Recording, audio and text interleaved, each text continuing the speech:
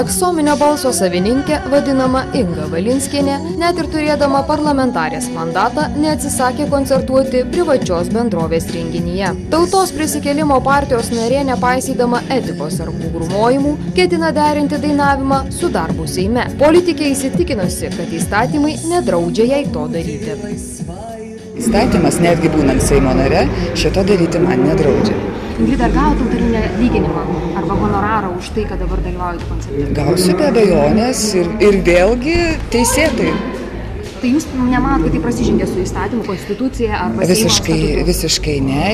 Ir tiems, kurie diskutuoja šią temą ar klausia manęs, aš siūlau lygiai taip pat kaip aš paskaityti ir konstituciją, ir Seimo statutą, ten labai aiškiai viskas išdėstyta.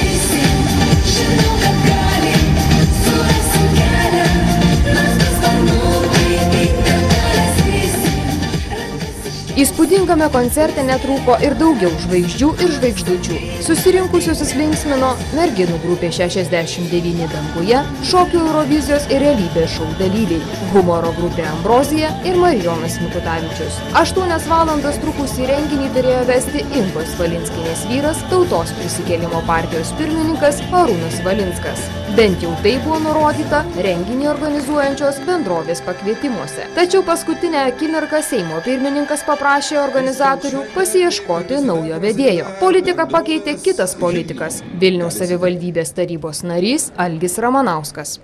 Čia jo sprendimas asmeninis.